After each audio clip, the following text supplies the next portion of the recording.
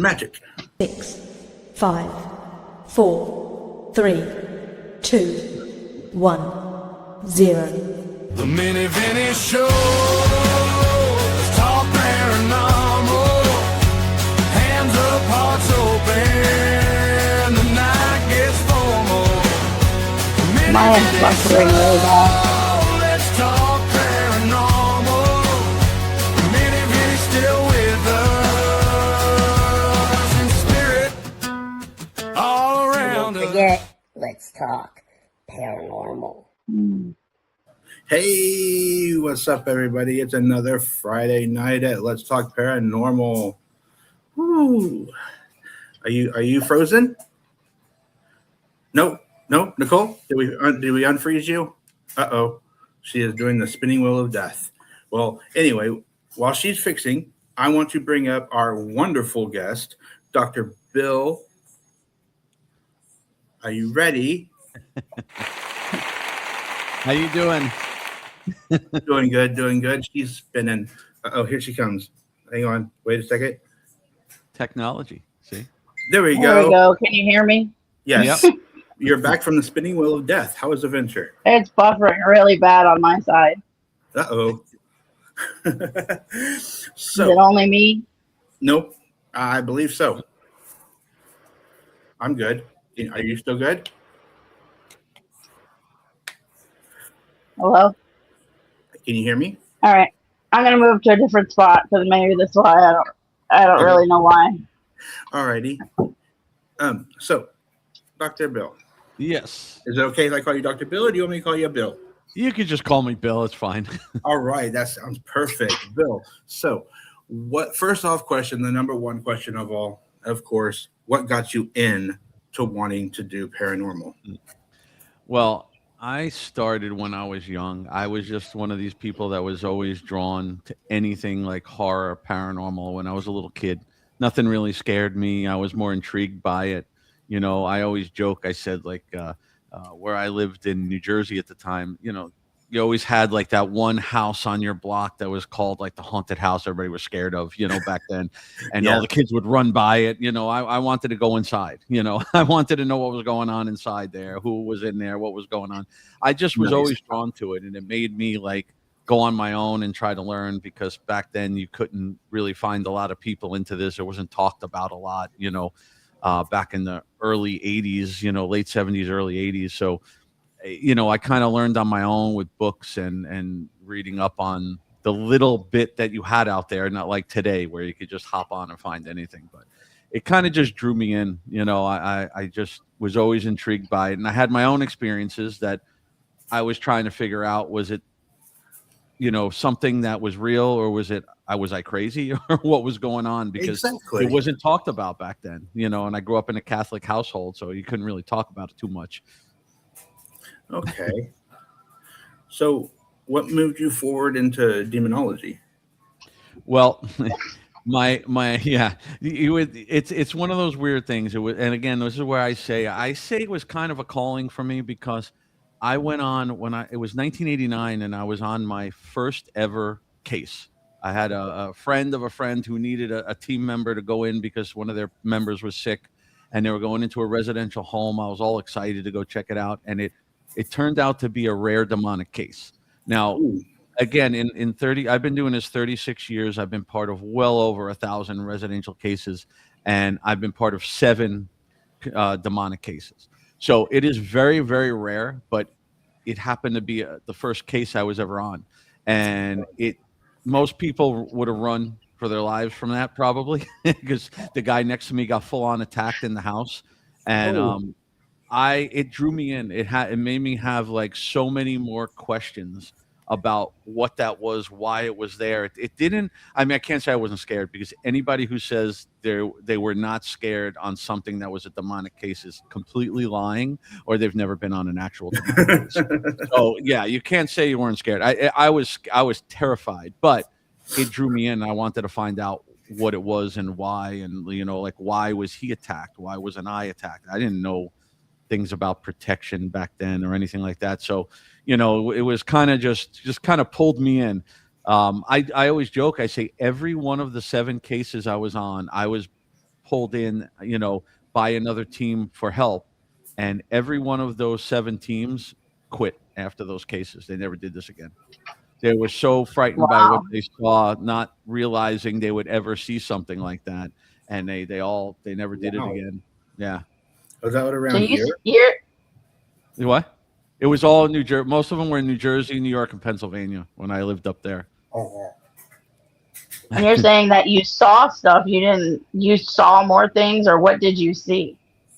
Well, I've seen a bunch of things. Like I said on the first case, the guy to the right of me when we walked in the room, he threw his. I always joke with back then. This was 1989. He had a big like shoulder mounted camera, and we weren't even there, not even 10 minutes, and he screamed and threw his camera lens first to the ground, and we flipped the lights on. He pulled his shirt over his head, and he had 3 scratch marks that were from his neck all the way to his spine. They were like razor blades. Now, I always joke too. I say Damn. I say to people, if that was like nowadays, I didn't know them well and everything, I would never believed it. I would have said it was rigged, it was set up, but this was in 1989. It wasn't talked about. The guy was frightened out of his mind. It was never anything that went public. It wasn't like you know what I mean? It happened. It was there. I saw it. I've seen somebody levitate off the ground. I was knocked clear across a room. There's a lot of things that can happen on those cases that you would only think you're going to see in a movie. And luckily they're rare. Luckily I don't have to, encounter them too often. oh wow. Yeah. Wow. That's a big wow. And it doesn't mean that if there's a case that's evil or demonic that something crazy is going to happen, but the thing is it can. And that's the point. When you go into those cases, you don't know what to expect. You're kind of just there. It's like a ticking time bomb in a way. You're just there wondering what's going to happen. But isn't When I it got nuts when you leave? Like it's really hard to explain to other people. Oh yeah. If look, I lecture all over the place. I'm at conventions and schools, libraries. I don't expect people to even believe my stories, to be honest with you. You have to experience it to understand it. You really do. But Absolutely. yeah, it's things that I never thought I would have encountered myself. You know, but it's something I do to help people. Um, I don't I don't enjoy getting called into those cases. I really don't. But I do it to help people. That's why I started in this. That's understandable. Yeah. So do they still freak you out? Like, do you still get scared when it comes to the demonic cases?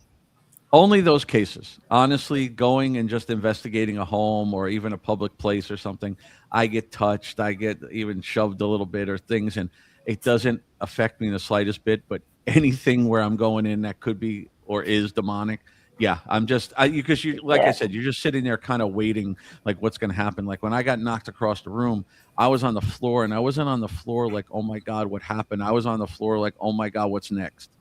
That's kind of what goes through your head, in something like that, because you don't know what's going to happen. So how do you know that it's going to be a demonic case?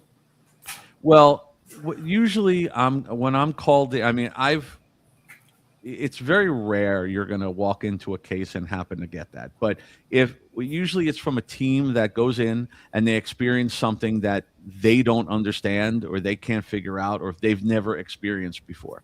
So a real investigator is going to call for help, because you should never ever try to tackle something that you don't know how to handle or you don't know what it is. Always go above you to somebody that maybe has experienced something like that and look for help. It's not a competition. We got to be able to help each other. So we'll get called in, and I used to get called in by other teams and sometimes back in New Jersey with the church actually, and we would go in to assess a case. And there's a lot of different things that you can do to kind of assess, like with a ghost, a spirit, anything like that in a house. You're going in and they can do little things. I mean, I don't use a lot of equipment in a house because it's not very reliable. I have 33 years in the technology field. I know what sets equipment off and what doesn't. So there's very few things I use inside a home.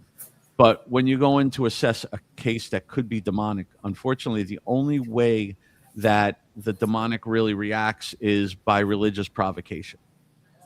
So, as we always tell everybody, you don't provoke ever. Don't go into a house and don't provoke things. But with the demonic, you kind of have to provoke them because that's what makes them come out, because they'll hide and act like a ghost. So there's a lot of different tests you can do and things that we do, and a lot of times we'll have a priest with us, to help assess with what I might know. They know a little more than me, so a lot of different things. We'll go in and just check and see what the difference is, and try to determine what it can be. Because even like I say, when we do residential cases, 70 to 80% of our cases at least are not anything paranormal. They're psychological, their mental illness, their addiction, fear, grief, trauma, distress. There's so many different things that can cause what seems to be paranormal. You watch 20 hours of Ghost Adventures, every little noise in your house is going to now become paranormal. Right. Got you. For sure. Yeah. So is there any signs like the three scratches and that kind of stuff, or? Yeah, there's a lot of stuff where they mock the Holy Trinity. So there's 3 knocks, 3 scratches, things like that. But that's not mostly what we're looking for. We're looking for reactions on people. We're looking for reactions in the room when you do like a blessing, a binding in the room, or a blessing in the room. You're using holy water. You're using certain things that are testing things. Gotcha. And there's some things I don't talk about because we don't want people to know Yeah. how we do it, because it can alter what they would do, because you got to test people, because some people can fully believe they're possessed or they have a demon in the house. I would say 90% of our calls is I have a demon, because they think it's something bad. But in my opinion, and again, a lot of this is my opinion, people will definitely disagree with me on things, but demons don't just hang around places. They don't hang around in a house. They don't hang around in a battlefield. They don't hang around in places like that. There could be evil people. If you know somebody in life that is, just not a nice person, they're probably going to be not a nice person in death. You know what I mean? So, but demons are different. Demons have to be summoned in some way or another, whether it was on accident or purpose. So that's one of the things we do too, is we try to dig deep into the people who are being affected to find out if there was anything done. Because a lot of times they don't want to tell you. Oh, they were using a Ouija board. Oh, they did a seance. Oh, they were practicing black magic. You have to find those things, because those are normally the things that are pulled in. And it may not be you. It could be one of your kids playing around. It could have been somebody in the house. Could have been somebody before you, or you know what I mean? Like something like that could have brought it in. So that's one of the things we look for also. Doesn't mean if you play with a Ouija board, you're going to have a demon, but these are the things that can bring them in. Got you. That is true. Yeah. So what are some of your, I guess you could say accolades, if I said it correctly, that you've been seen on, and maybe people might know, Oh, some of the shows and stuff. Yeah. Yes. I was just most recently, I was just on an episode of The Haunted Files on Paraflix. I believe it's the #1 watch show on Paraflix, and I know we were #1 that episode, and that was with Eric and Mike, and we were down in Key West with Robert the Doll and David Sloan, who's a good friend. Mike, Eric, and David Sloan are all great friends of mine from many, many years. I love Robert the Doll. I have a huge connection with Robert. I've been around him for 15 plus years. And I was honored to be brought down to that episode. I was also on, it was called The Devil's Academy. It was one of the shock docs on Travel Channel and Discovery Plus. That was if you haven't seen it, you got to watch it. It's a really cool story. It's about a mass possession of a high school in Miami in 1979. And it's a really interesting story, because there's a lot of back and forth on it. Like, was it really a mass possession, or was it the kids acting out because it was like a military school where they were being abused mentally and physically, and the kids all acted out one day, and some people believe it was just them acting out, but the accounts of what happened are a little crazy. Like one kid jumped through the second floor window and landed face first in the parking lot outside. And when the security guard ran over to him, he got up. He didn't have a scratch on him, and he threw the security guard clear across the parking lot. So that's not really acting out, in my opinion. So I don't know what to take on it. They brought me on for my knowledge of demonology and everything to see what I thought. And it's an interesting show. I was on an episode of Ghost Asylum years ago up at St. Augustine. They called me in because they were doing a show at the Castillo de San Marcos Fort, and they had seen something online that I had captured there. So they brought me up to talk about it and everything. I love St. Augustine. I mean, it's just a great place to go. Nice. So what did you capture there? So, and this one's funny because it's very rare that I'm ever going to go and say, look, this is a ghost, because we don't know 100% of anything. I can tell you, I'll debunk everything first. And if I can't make heads or tails out of it, then I'm going to assume it could be, paranormal. So I was there this was back in like 2010 maybe, or somewhere back there. It was way back. And I was on a private ghost tour with just a couple people on the fort at night. And back then, nobody was allowed there at night. And he had special permission to be on there. And we were down in the one corner. And, like you do on a ghost tour, you take pictures. I was taking pictures all over the place.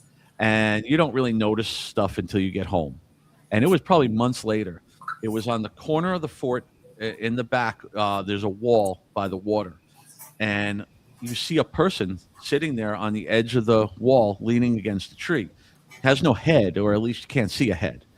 Now, it threw me off at first because it looked like he had jeans and sneakers. It didn't look like old time stuff or whatever. But the thing was, when I took that picture, I did not notice that. But where we were, I took pictures of that corner and then immediately walked down on that wall, right along the wall to that corner to take more photos.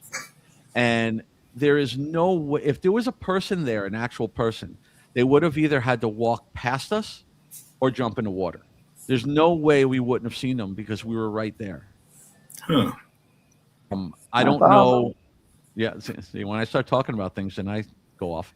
No, I don't know what it was, but it was just a really interesting capture, and we didn't have anything else that night from that area. So they brought me, and what's funny is the show brought me up to talk about that. And then they had the picture, and they never even put it on the show. They put me on talking about other things I experienced up there. Like I was leaning against the wall.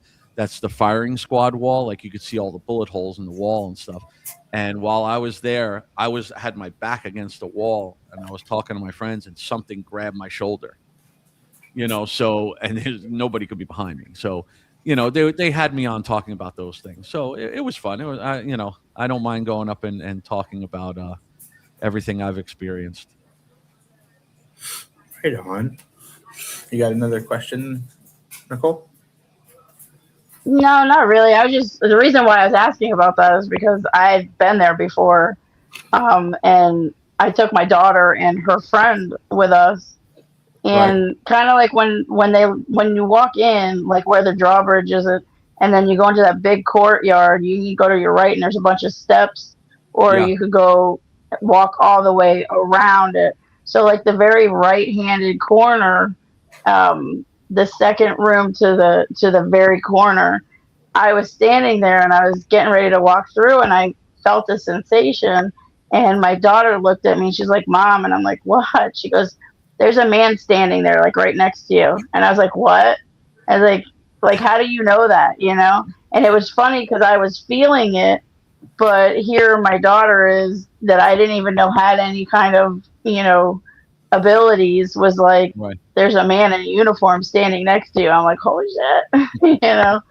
So I know that, there's a lot of stuff that's happened in St. Augustine, and like we went to the jail and I felt absolutely nothing the whole night I was there. But other people get so much. Let me tell you, I go up there all the time. I go up every year. I used to go up from like the day after Christmas to the day after New Year's for like the last 10 years. Beautiful time. Yeah, it's great. The night of the lights up there and everything, it's great. Yeah. Um, I have been to almost everything you could go to in St. Augustine. And people ask like, "Oh, what's haunted up there? What can you do?" I said, "Just go in the grocery What's store." I not? mean, everything, yeah. But what's funny what you say about that. To me, the most experiences I had, the most active place was the jail. I did the nighttime Really? jail tour, and they're great people up there. They actually knew I was coming up there, and they let me come on the tour and go check it out. And I've been up there. I went up 2 times last year and once this year in the old jail. And I'll tell you something. I was so surprised by a lot of the activity that we had up there. One of the craziest things in that jail that I experienced was I was in. Did you do the nighttime tour? Or did you do the Yeah. daytime with okay. So the nighttime tour, I you did go both. I into did both of them did both? actually. Okay. So in Lulu's room, with the sheriff's room upstairs, um, Uh huh. there's an old, the cool thing about something like that is you have a lot of artifacts in there that were from the original people. So you have a lot of trigger objects, Yeah. and there's an old, like, it looks like a 1930s metal typewriter sitting on the dresser. Oh my God. Yeah.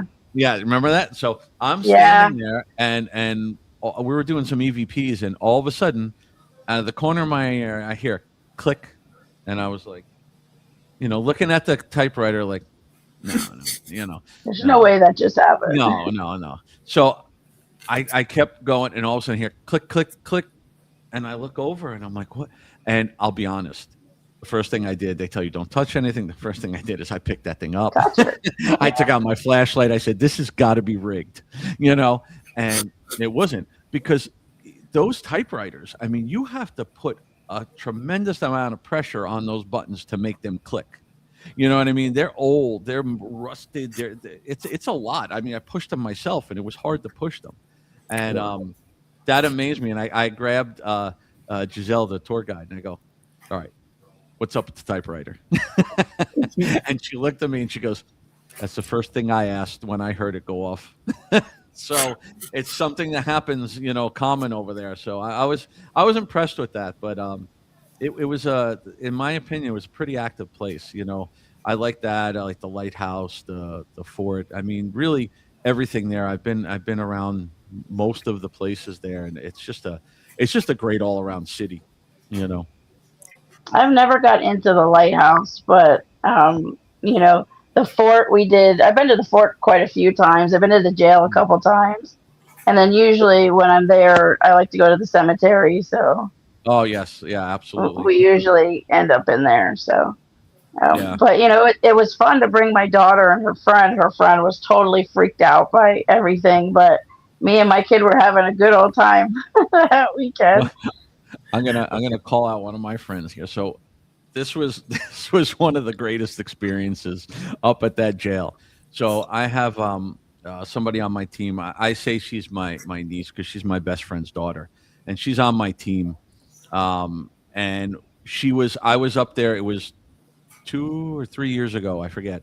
We were up there for right after Christmas, and my friends happened to come up also, and her daughter was going to the old jail, and the thing was they had given me tickets for another night, so I couldn't. It was sold out, so I couldn't get in when she was going, and then when she told me that her mother, my best friend, was going with her, and she wouldn't even watch a horror movie. She's freaked out Oh by everything, God. and she just didn't want her to go alone. I guess she wanted to have somebody with her, so she decided to go. And I said, I gotta get in there because I got to see this for myself. So I actually called them and I said, listen, is there any way you can squeeze me in? And because they only take 12 people, and they go, okay, we'll make you the 13th person. Go ahead, just show up. So I surprised them, and the thing was, I have one of those DR60 recorders, and the DR60, a lot of people will say it's complete junk and it's all fake, and it's not true, because I've gotten some really clear things off of it. You just have to Mhm. understand how it works. Every sound isn't something coming out of it. Well, I take that back. It could be all the static you hear that comes out of it could be something, but if we can't make out what it is, it's not evidence to me. But it is entertaining at times. So when she was there and I knew she was going to get freaked out, she was happy that I was there. She felt more comfortable. But the three of us were just in the one room, and I took out the recorder. I said, "Oh, we got to do this." And I take out the DR60, and I go to do an EVP, and I'm just like, anybody here that wants to talk to us. And as soon as I played it back, it did one of those loud, static screams, Oh and wow! I swear she almost jumped out of her shoes. She was like, "Oh my god, what was that?" I go, "I think it's a demon." I was having fun with her, but that was fun over there. But no, it is a great place, and like I said, everything up in St. Augustine, Key West are two of the greatest places, in Florida. Definitely going to have to go because yeah, take. I guess you would put it as my paranormal virginhood. Take it away. Yeah, I'm like sitting like kind of right in the middle where I am. I'm in Coral Springs down by Fort Lauderdale, so it's about 4.5 hours to St. Augustine, and it's about 4 hours to Key West. So I'm Okay. like sitting right in the middle. Key West. What's funny is Key West is actually way closer than St. Augustine, but because half of it is a one-lane road, it takes 4 hours to get Oh to. yeah, that's true. Yeah. So I've been to Key West many times, but never for paranormal stuff. There's a lot down there. So I hear. we're what all can you tell us about Robert the Doll? You said you had a bond with him for about 15 plus. Yeah, I met him many many years ago, and then I wound up getting in touch with David Sloan, and we became great friends. He taught me so much about Robert, the history of Robert. Um, Robert has a very very interesting story behind him because he's not like Annabelle, where they believe it's a demon and it was trying to kill everybody. Robert wasn't like that. Robert caused a little mischief, but Robert wasn't out there trying to harm people. But then at the museum, this whole legend came forth about you have to ask permission Mm-hmm. to take his photo, and basically you have to be respectful. That's Yes. what it comes down to. Even if you don't ask permission, I would say do it. Don't test fate, but you want to be respectful. And there's a sign there that states, "Please ask Robert permission to take his photo." So if you don't, it's kind of being disrespectful.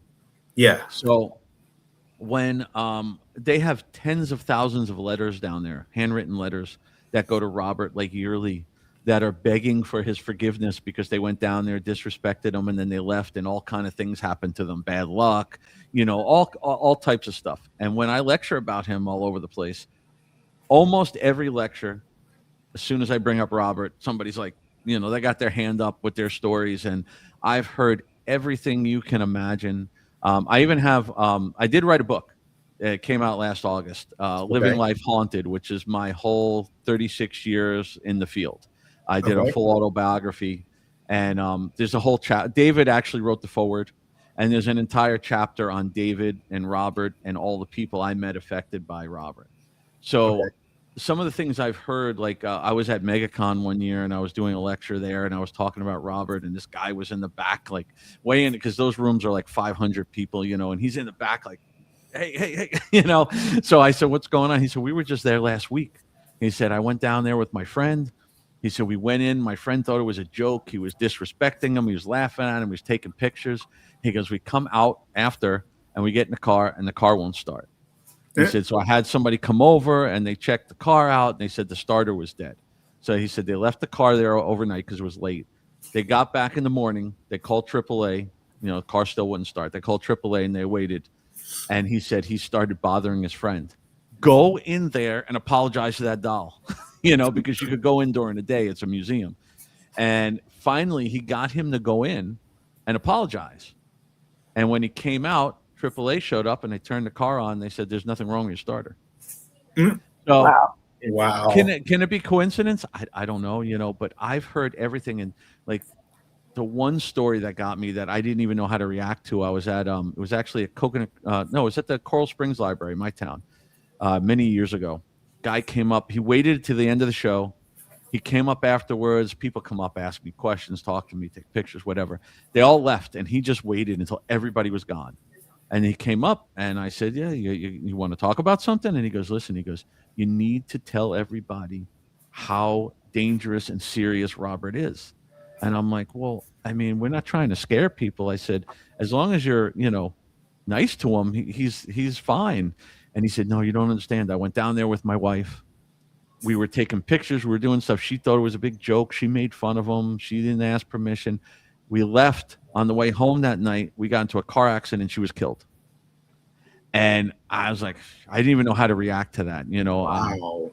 Probably coincidence, but this is what I tell people. I go, there's no reason to test that. I've been doing this 36 years. And when I see Robert, even David, when David sees Robert, he walked in, hi, Robert, how are you doing? Nice to see you. It's just a matter of respect. It doesn't hurt you to be respectful. It's something Exactly. you don't want to test because it may not just be bad luck you get.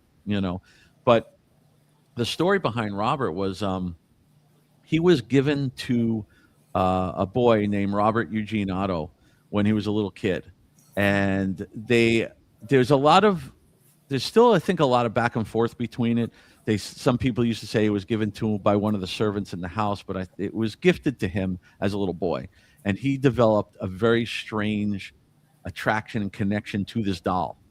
He immediately gave him his name Robert and went by Gene or Eugene the rest of his life, which was his middle name. Okay. And the sailor suit that you see him in was actually Eugene's outfit. He gave it to him. Robert was actually a jester. He was originally made by the Steiff Company in Germany, the ones that created the first teddy bear. So Okay. he was a jester, and he gave him his outfit, and then gave him a little. He has a little lion as like a stuffed animal that's with him, and he started. It was little things like, they would go out and the family would go out and Robert would be in one window and then they'd come back and they'd see him in another window when they came home and nobody else was in the house. Anytime something happened in the house, they would yell at Eugene and he would say, Robert did it. It became the biggest, like, kind of like joke a little bit. And then one time, one of the servants was pushed into a closet and the door was held shut. And when she finally got out, she yelled at Eugene and he said, Robert did it. I didn't do it. And then Eugene, I think it was at 18, he left. He left the home and he went and traveled the world, got married, and then he didn't come back until I think it was about 40.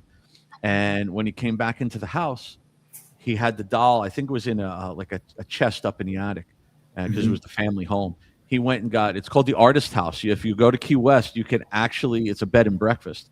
You can stay in the house where he lived. So if Okay. you want to do the full experience, and there's a turret room. It's a round room up top where he spent most of his time up there. But they say when he came back, and he was he all of a sudden got the immediate attachment to this doll again. And they say that eventually he got Parkinson's, and he wound up spending I think it was the last 10 years of his life pretty much up in that turret room with Robert going crazy. And Wow. yeah, he died up there. And then a lady named Myrtle Reuter came and bought the house, and she found the doll. And when she found the doll, instant attraction to the doll. That's why David calls it like the doll tender. It was the people who cared for the doll. So Okay. she became the doll tender, and she took over, and she had the doll for 10 years. From I think it was it 10 years or 20 years, 74 to 94, something like that. And she had no problems with the doll until one day she was shoved in a closet and the door was held closed, or in a room and the door was held closed. And when she came out, she took the doll, went down to the Fort East Martello Museum, and said, "Here you go. I don't want this. It's haunted." And she left. And it sat in the back for a long time until David came down there and he found the doll and he uncovered the whole story. He's a historian, a researcher, and he dug up all the stories and all the research, and he keeps finding more and more things out even now. It's an amazing story. They believe there's many things attached to Robert. It's not just one. They know that there's a spirit of a little girl. There's a lot that's been confirmed by some known psychics that have come down there and talked to him. So there's a bunch that are attached there, and like anything, the more people that come down and acknowledge it and talk to them and do everything, their energy feeds off into there, and so sometimes other things come in. Yeah. It's definitely a sight to see. And like I said, I've had Robert's been good to me. I joke. I have a little mini Robert over here that goes everywhere with me, except I will not take him on a plane. I will not put him in my suitcase and put him on a plane. I just can't. I can't find it in me to do it. He'll go in the Why car with tempt me. it? Yeah, he'll go in the car with me, but I'm not taking him on my plane. Sorry. Yeah, there was Wow. there was a lady I think that was attending to Robert. I don't remember her name, but it was he was brought on one of Zach's shows. Yeah, There you go. that's awesome. One of Zach Baggins' shows. It was something about all of his items that were in the museum or something. Yes. And she actually brought and he was live. Robert was live for a little Hmm. while. On There's that there's a show. lot of things that they say they have seen Robert expressions change, heads move.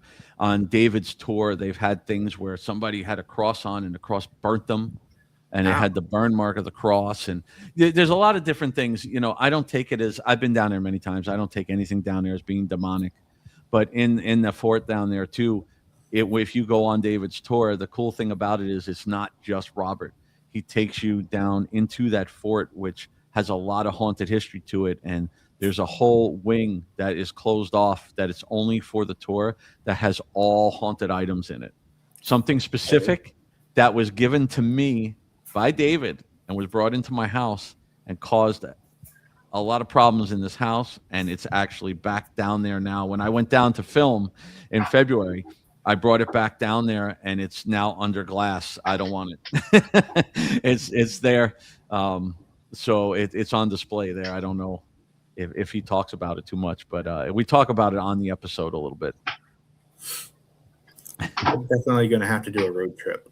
Yeah. You want to go? So, all right, what would be your? I remember you were telling me about the beginning of it, where the cameraman had some scratches and everything. Yeah. Would that be your most scariest moment in the paranormal, or is there another one? Well, all 7 of those cases, to be honest with you. Right. That one sticks out because it was my first ever case. So like Mhm. I said, when I walked out of there, I didn't know I didn't know anything about demons. I walked out of there going, "Holy crap, this is what a ghost does? What in the hell am I doing?" Really, that's, so it was the initial fright that I could say that was probably one of the scariest, but being physically knocked across a room by nothing. It was like 2 hands that hit me in the chest and knocked me clear across the room. And that's extremely frightening because you sit there going, how do you defend yourself? I always use the example of, like, you go out and you're at a bar and somebody's drinking and they're drunk and they get in your face and they're being stupid. You could control the situation. You could move away. You could grab them. You could whatever, but there was nothing there. Right. I was just standing there, so that's bad. And then I had another case where nobody was fully possessed, but it was starting to get to the older lady that was there, and she was in a wheelchair, had like oxygen and stuff. And there was a point where, while we were there assessing with the priest and the other team, she nodded off, and I was watching her very specific. A lot of this stuff too is in my book. I explain the Okay. full stories. She was nodding off a bit, and she would come to. She was very old, and like I said, she was on oxygen. I was watching her to see if she had like signs of dementia or Alzheimer's or things. You got to watch them, and they're easy targets too for the demonic. So one time she nodded out, and she came back too, but it was very different. They were all talking, and I was just watching her. She came to, and she was very alert, and she was looking around the room, and nobody in that place knew my name or the priest's name. And the priest, I had him wear street clothes. I said, Okay. don't wear I said, let's just go in. I told the team, just tell them that we're part of your team and we're helping, investigate. And we gave them different names. And she looked up and she looked straight at me and she started laughing. And she said, "You think I'm stupid? You think I don't know who you are, Bill and Father Paul?" And everybody was just frozen. Now, I can tell you that is, Wow. I don't know if that's as frightening or even possibly more frightening than being knocked across the room, I give you because about mixed. it is something that will never ever leave your mind. The look and the voice and the just, it was something to see, and those are some of the things that I'll probably haunt me forever. I'll never forget. You know. Wow. I could I couldn't even imagine that. That would be This, terrifying. the scary thing, where I tell people not to play around with the demonic side or get help if you're experiencing something you don't know. It's not about like, oh, you don't know enough, go get somebody. It's because a ghost, yeah, okay, they can't really harm you. They can scare you, they can knock something off the table, they can maybe even push you a little bit or whatever. But the demonic can actually go through you to your family. So it's a very dangerous thing. It's things that a lot of people really shouldn't play with, because it can affect your entire family. They can go through you. They can affect you. They can do a lot more than people think. So it's something that not you shouldn't play around with, unless you kind of know what you're doing, or at least Yeah. you have to have somebody there that knows a little more. Okay. I call people in. I don't know everything. So where can people get your book? You keep talking about it. Yeah, so my book, it's called Living Life Haunted. Awesome. It's on Amazon. It's not a small book. It's 264 pages. Or Wow. yeah, it's a big book. It took me 3 years. 3 years going through this book, because I was like, what do you put in? What don't you put in? What's important? What's not? And I'll be honest with you, the book is not a journal of my cases. Some of my cases are in there, some funny ones, some real ones, some dangerous ones, but I wanted to give people a perspective of what it's like to be me, like what it is to go through what I've been through. A lot of stuff you don't hear about on TV, things we deal with after a case, things that come with us, things that we have to go through in our own lives, a lot of stuff like that. So it's there's a lot in it. You could get it on Amazon. You could go to my website, which is my name, billslevin.com. Okay. I have autographed copies on there, or any of the events I'm at. I always have my books with me. I have a bunch of events coming up. So yeah, and please, if you get it, I tell anybody, if they buy the book, leave a review. It's the hardest thing. It's the hardest thing for people to do. They don't want to leave reviews. I don't care if you didn't like it. Leave the review. So what events do you have coming up? So I have, okay, right now I'm going to try to remember all these. I Dun, think I dun, have dun, this here. dun. I always forget the dates, and then they get mad. So the first one I have down here is June 26th. I've been brought in to a little place down here in Davie, Florida, called Flamingo Gardens. It's a Okay. little mini zoo. And it has a very old haunted, it has a whole history to it, but there's some haunted, stories to it over the years, and it's on Indian ground and things like that. So they decided to start a ghost tour. So Nice. me and some of my team members were brought in. I'm in there as like the celebrity investigator with them, and a couple of my team members run the tour, and we take them around through the place, and we wind up with me in the house. It's called the Ray House, and we do some actual investigating in there. I bring my recorders. We have equipment. It's a lot of fun. So we have one coming up on Friday, the June 26th, Okay. and then the big show that I've been waiting for a year is the New Orleans Paracon. This is the Oh, one yeah. I've been waiting for. It's July 31st to August 2nd. This is going to be an amazing event. I mean, there's a lot of great guests. I have, and the cool thing about it is it's not just your normal Paracon and panels and vendors, and they have all that, but you have paranormal, you have horror, you have voodoo, you have vampire. You also have workshops. So I'm going to be actually teaching a class on Saturday and Sunday at 2 p.m. on how to properly conduct residential investigations. Okay. So and then I'm also going to be part of the after hours ghost hunts on Friday and Sunday. It's going to be a lot of fun. It's something you definitely don't want to miss. And then after that, I have UltraCon in West Palm Beach, Florida, at the Nice. fairgrounds. That's September 18th to the 20th. That's always a great event. They got a lot of great guests. It's a Comic-Con, so they have a lot of different stuff there. And Heck yeah. It's a lot of fun. And then October 10th, I'm going to be out in Flagstaff, Arizona at Flagstaff CreepyCon. They Oh, have it's a 1 day convention, horror paranormal convention, but they have a ton of guests. I've never seen this many guests for a 1 day convention. It's going to be wow. really interesting. I'm excited to go up there, and there's going to be a lot more, but those are the ones I have all the confirmations on right now. Right now. That's awesome. And if anybody wants to have me either on a podcast or at an event, please contact my manager Asia at methodical.com. You can find it on my website too. Everything that is on mine has all her info on it. Yeah, she's a really nice lady. Yeah, she's great. So, trying to think of what. You were talking about that you don't really use equipment, but if you were to use equipment, what would be your number one? Well, okay, let me get that straight. I do use equipment. If you Right. see down here how much equipment I have over 36 years, and Right. being a mix of 33 years in the IT field, I have a ridiculous amount of equipment. And I like to test it all. Like when we go out on public investigations, we like to test it and research and see how it works and try to get it to to duplicate the things we get. But in a residential case, really you shouldn't use a lot of equipment.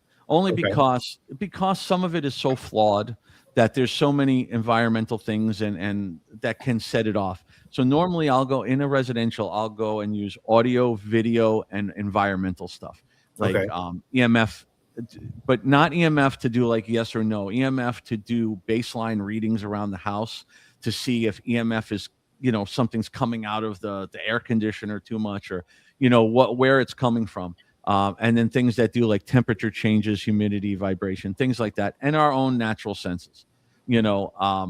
Audio to me is by far the best evidence you can have, because in my opinion, it's very hard to debunk an audio clip when you ask a question, stay silent, and it responds to you clearly. It has to be very clear for me to really consider it. It's hard for me to go against that. It has to be in a controlled environment too. You're in the house, there's no TVs on, there's no people outside, you got to watch. People don't understand that if you're in a house, even if you're doing a public investigation and there's a window open, that somebody down the block saying something loud can come through that your ear might not hear quickly, but it's picked up on some of those recorders.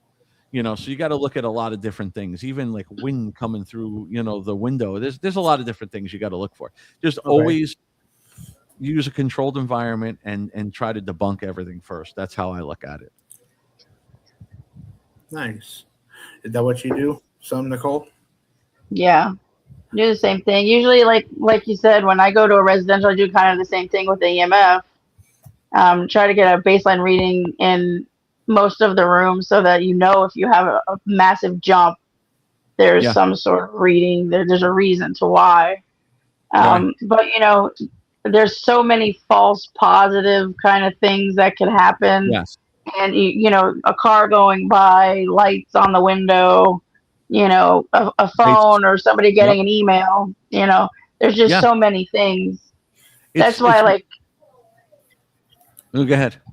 Yeah, generally, I try to do like if I get a EVP, a spike, and a picture all at the same time, then I'll be more apt to say, hey, that's most likely paranormal, than to just be like, oh, the K2 meter went wild for a couple seconds, Yeah.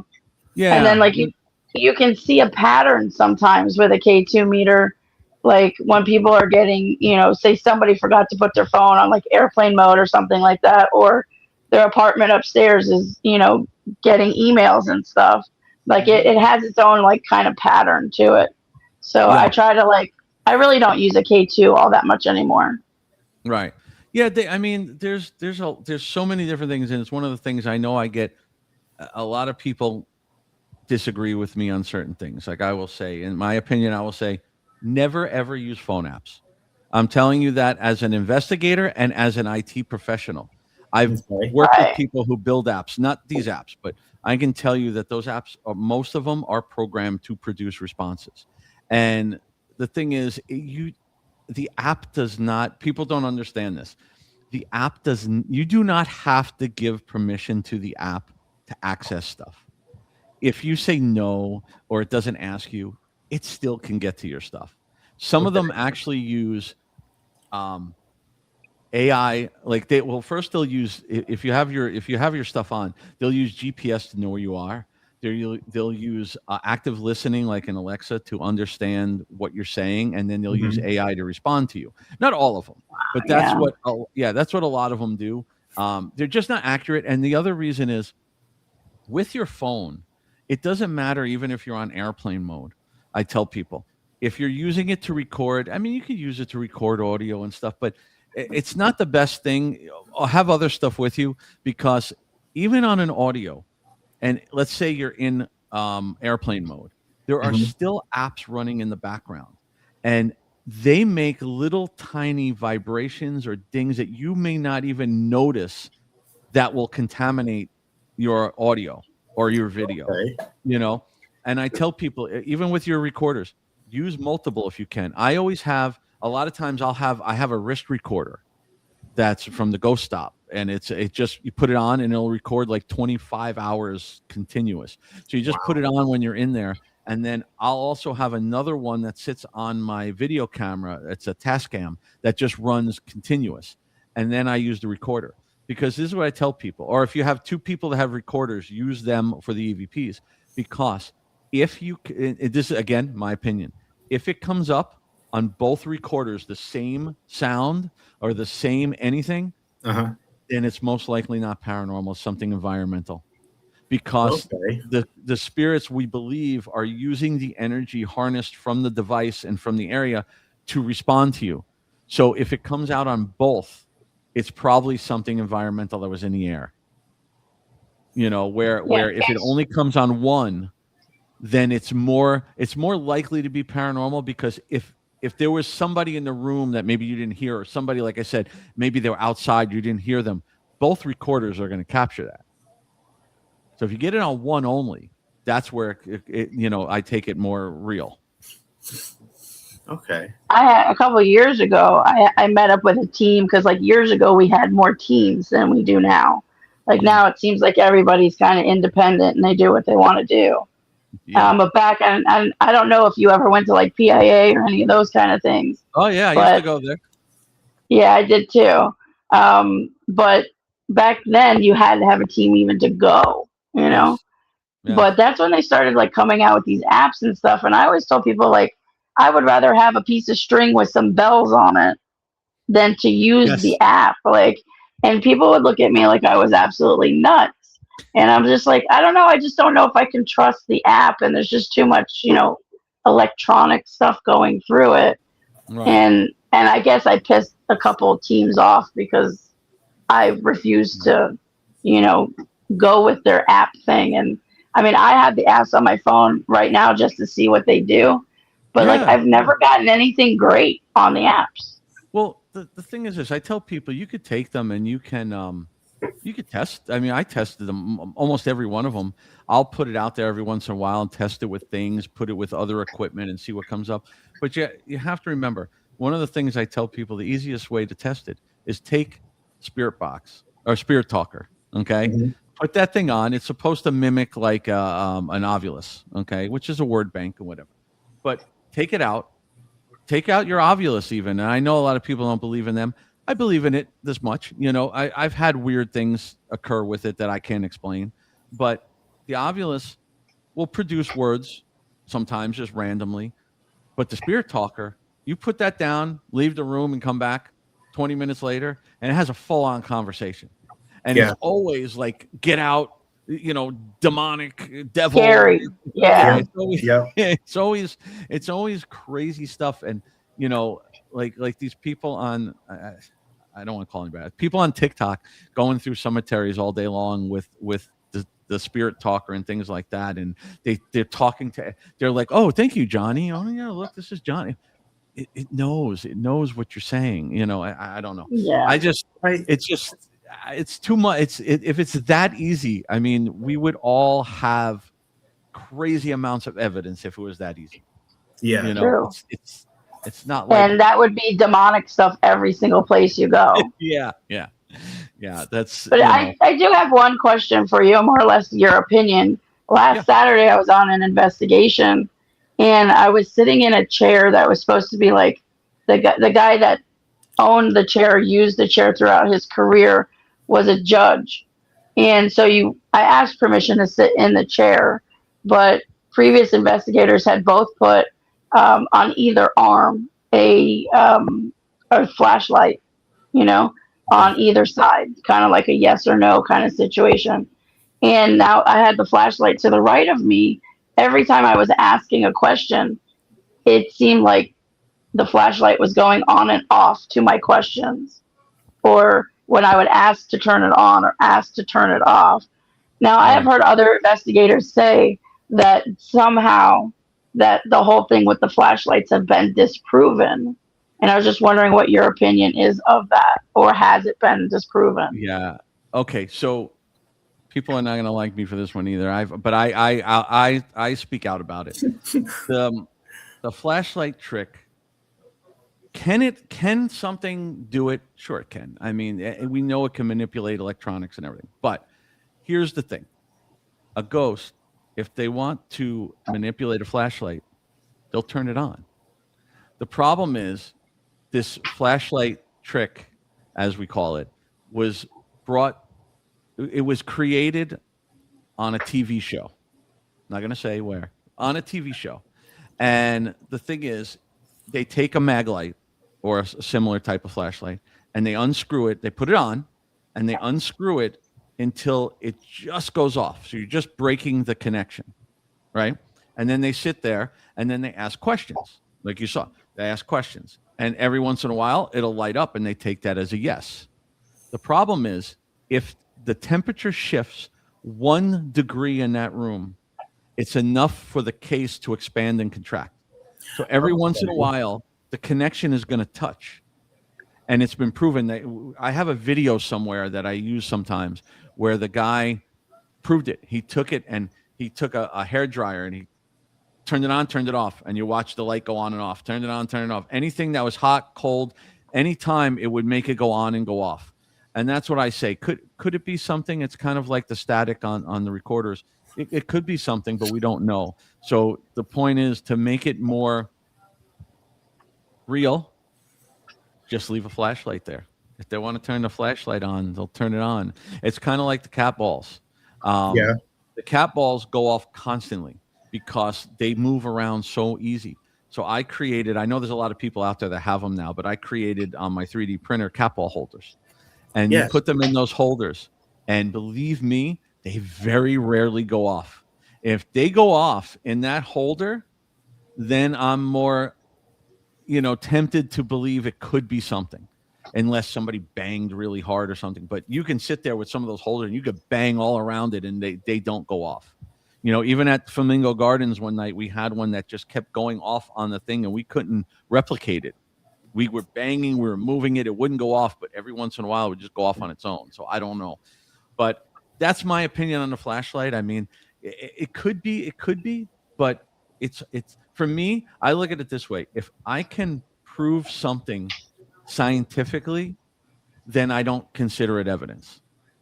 Because to me, there's too many things to say what can cause that naturally. So could it be? It could be, but I can't validate it, Right. Yeah, and that's why I was saying, like, sometimes, like, for me, I try to get 2 or 3 pieces of evidence all at one Yeah. particular time, and a lot of it gets thrown out, but you do get some really cool personal experiences anyway. Absolutely. It's all research. That's what it is. I mean, learn. If you have that flashlight, I tell people, if you're using that flashlight, you want to use it, okay. You don't have a lot of money because equipment's expensive. You want to use the flashlight, use the flashlight. But you know what? Get it, work with it. So, okay, it does that. So now turn it off, close it and turn it off and do the same things and see if it comes on. change it up a little bit, do things, put something else next to it, see if something else will go off around it. Do actual research. Don't just, 'cause that's the problem. A lot of people go out and they'll buy, okay, I bought a REM pod. Oh, the REM pod beeped. I got a ghost. Learn how the device works. Learn what can set the device off so that when you truly have something that could be, paranormal, because people just buy stuff and they don't know how it works. I have an advantage because I worked in electronics all my life. So I know a Yeah, lot a lot about of people have no clue how this stuff works. Yeah. That's awesome. All right. So we've hit our 8 o'clock. I just wanted to say thank you very, very much. Sure. Thank you for having me. Is there any other information or things you want to plug promotion wise before we leave? Just if you want to get in touch with me, my website is billslevin.com. If you are experiencing something and you want to, request an investigation from us, my team is the Paranormal Existence Research Society. I forgot to bring that up before. So my team is a massive amount of just great people. They're handpicked. I'm very, very picky who's on my team. We have people all throughout Florida, Georgia, Nebraska, UK, Italy, and Greece. And we can be reached at, my website is PERSFL, so PERSFL.com. You could go on there, fill out our form. We'll get in touch with you and we'll start the whole process up. And we never charge anything. We do this purely to help people. And then of course, if you want me for an event or anything like that, again, you go to my site and you'll see my manager, Asia at methodical.com. And I think that's everything. All right. Well, if you guys have been wondering, also, the QR code that's up here goes to the mini store, which we have merchandise. We've got shirts and hoodies and tank tops and hats and all that fun jazz. So you are able to scan that and go to the store. It is going. So, all right. Well, we definitely want you back on the show. And there's some other things. There's some other things that I will talk to you about a little bit later. But yes, thank you very, very much. You're welcome. Thank you again for having me. Bye, everybody. Thank you. It was great meeting you. You too.